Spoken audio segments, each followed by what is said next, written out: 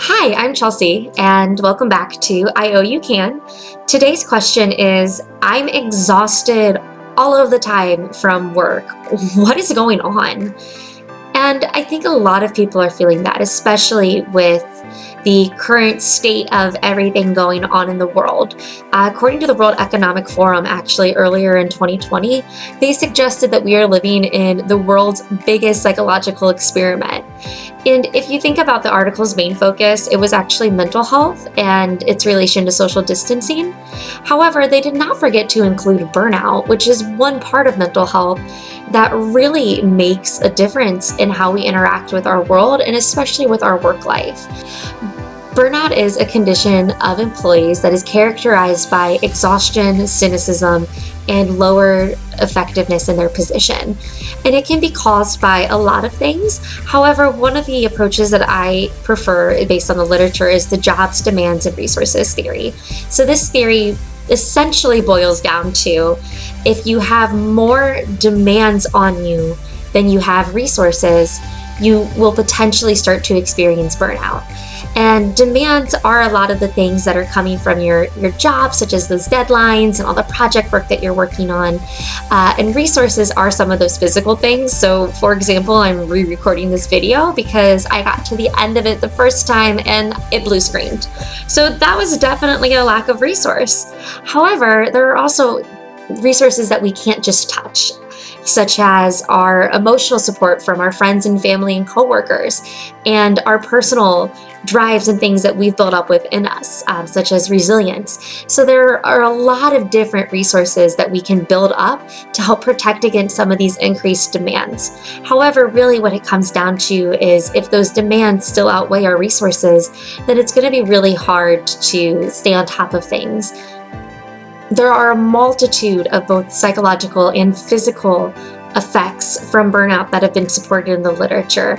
To kind of synthesize all of those, in 2014, Sigathy proposed a 3-stage model with burnout coming in 3 different stages.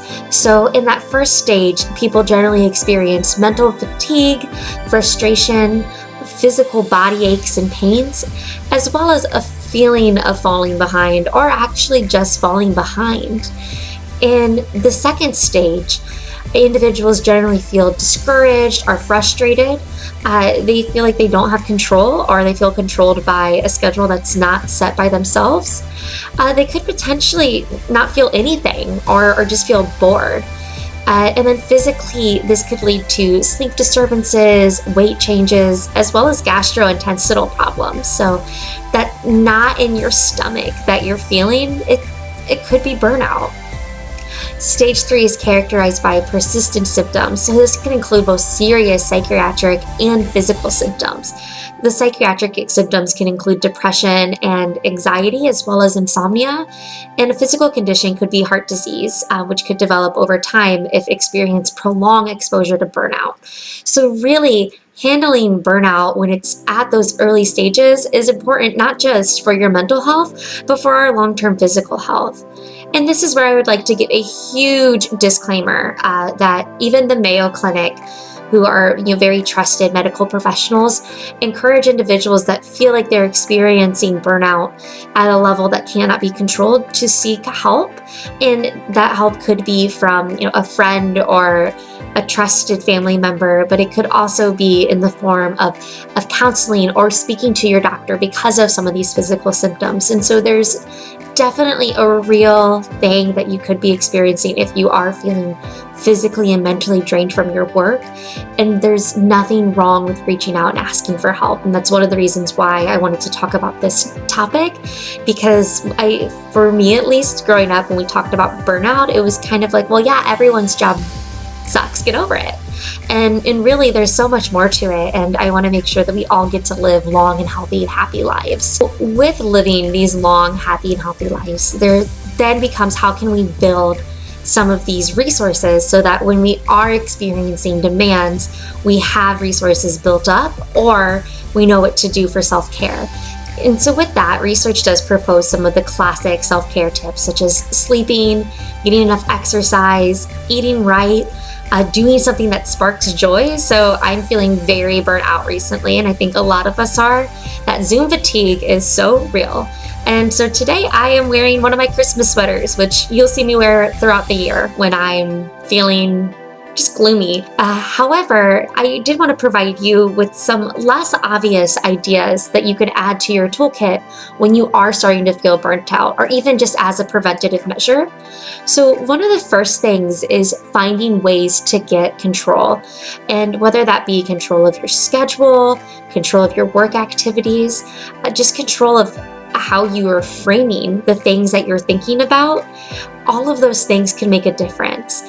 So some concrete steps that you can take is sitting down with your manager to try to clarify work expectations and goals, and to understand the exact scope of what is expected of you if you're not sure, or if your schedule is up in the air, trying to find ways that you can create structure in your life and in your time. Even if it's just things like starting a morning routine or a bedtime routine, these can make a difference. Another thing is to evaluate your options if you are starting to feel burnout.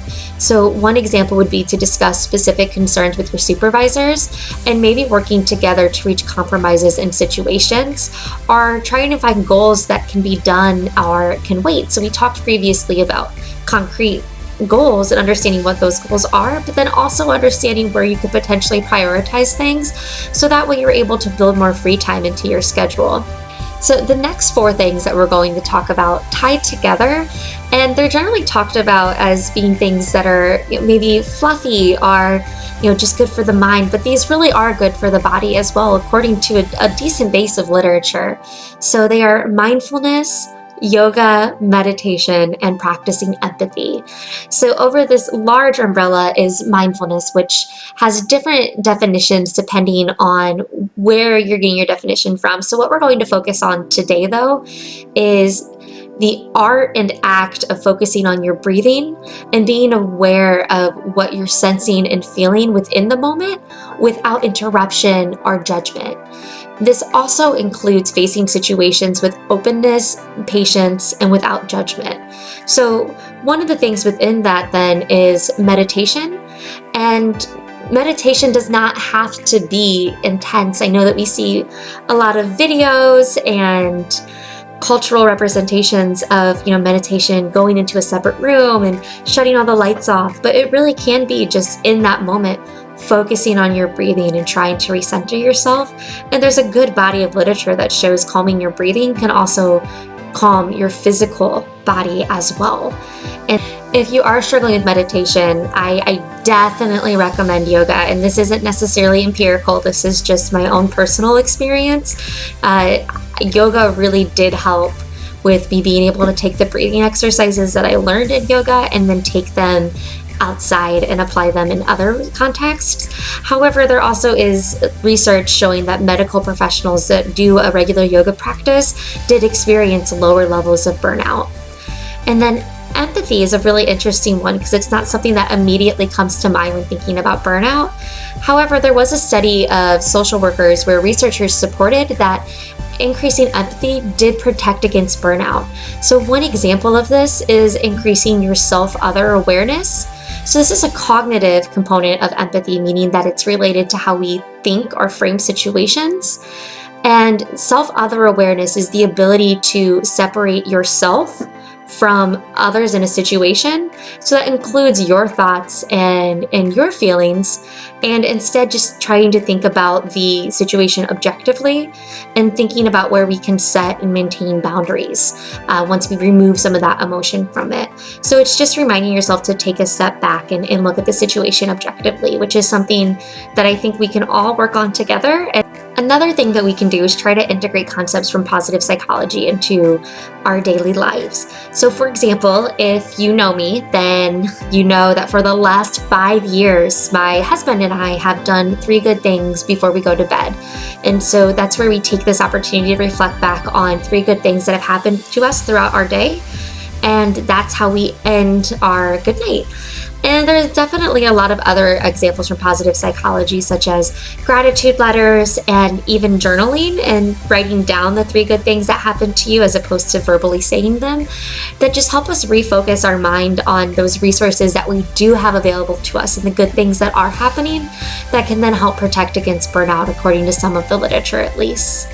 And the last thing that I do want you to remember is that you always have a strong social support system in myself and in others. And so if you are experiencing burnout, please do not be afraid to reach out. I know I mentioned that earlier, but I just want to reiterate that again, that you always have a support system and that they are here to help you. That is all on burnout for now. I'm sure that there will be more as research continues to develop, especially with COVID-19. In the meantime, the articles that I found helpful for this week's video are below if you want to check them out. And feel free to reach out with any questions, tips, and how you protect against burnout.